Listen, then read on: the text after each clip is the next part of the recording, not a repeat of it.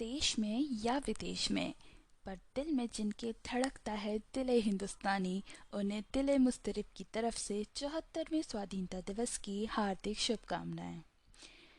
दिले मुस्तरिब सुना रहा है आज एक कहानी जिसका शीर्षक है 14 अगस्त की शाम।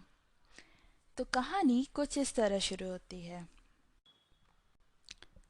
शर्मा जी चाय पीते हुए बोले, मोना, कल तो स्कूल की छुट्टी होगी ना बेटा। तिरंगे के 3 रंगों में डूबी 5 वर्षीय मोना ने पापा की बात पर ध्यान नहीं दिया।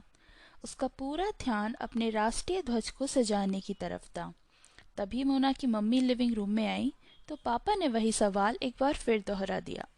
सुनो, कल छुट्टी है ना मोना के स्कूल की? पापा ने चाय की चुस्की लेते हुए मोना की मम्मी से पूछा। मोना की मम्मी ने चौंकते हुए पूछा, छुट्टी? किस बात की छुट्टी? पापा ने कहा, अरे वो कल आज़ादी वाला दिन है ना, तो कोई पढ़ाई लिखाई तो होगी नहीं, मतलब totally time waste, you know ना। मम्मी ने पापा की बात को बीच में ही काटते हुए कहा, क्या क्या कहा आपने? आपकी नजरों में वो सब टाइम वेस्ट है? पापा ने टेबल पर पड़ी मैगजीन उठाते हुए कहा, और नहीं तो क्या, जाकर भाषण सुनो, ताली बजाओ, बूंदी खाओ और थिएटर में जाके मूवी देखो, ताली ठोको, पॉपकॉर्न खाओ, वो सब क्या है? वो टाइम वेस्ट नहीं है, मम्मी ने कहा। पापा ने गुस्से में टेबल पर मैगजीन पटकते हुए कहा, इट्स अ हॉलीडे, इतना उपदेश क्यों दे रही हो? तुम्हें नहीं जाना मेरे साथ तो मत जाओ। जाओ अपनी बेटी को ले जाकर लाल किले पर तुम ही झंडा फहराओ। मोना की मम्मी की बिना कोई बात सुने पापा चले गए।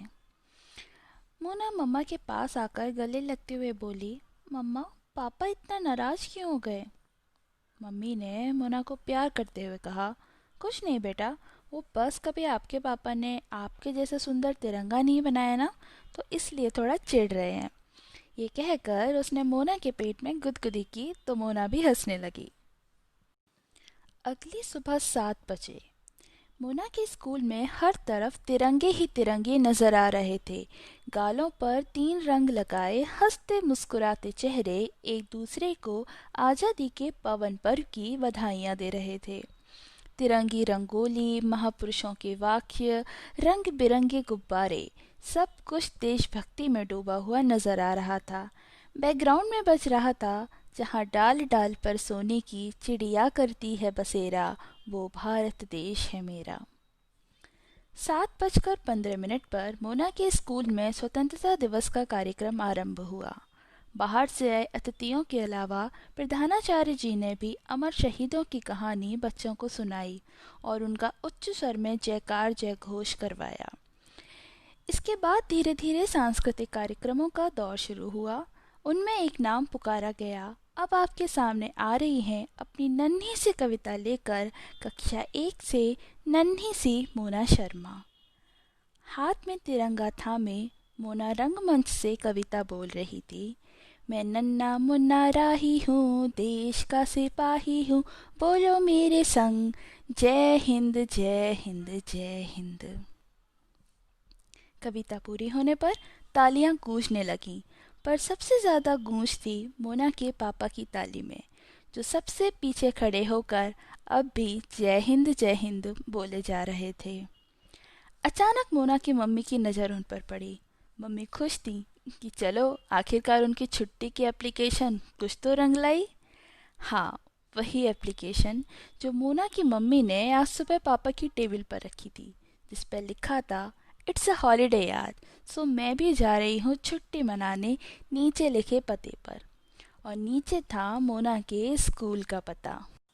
वापस लौटते वक्त मोना ने पापा को थैंक यू बोला तो पापा ने मोना को गले लगाते हुए कहा, बेटा, मुझे आप पर गर्व है, ऐसे ही आपके देश को भी एक दिन आप पर गर्व होगा। मोना के थैंक यू को थोड़ा आगे बढ़ाते हुए मोना के पापा ने कहा, शुक्रिया। मम्मी ने पूछा, किस लिए?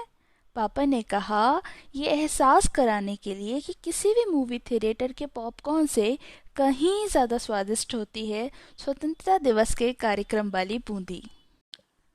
देश को आज़ाद हुए 74 साल हो गए हैं जनाब। हम आज़ाद हैं।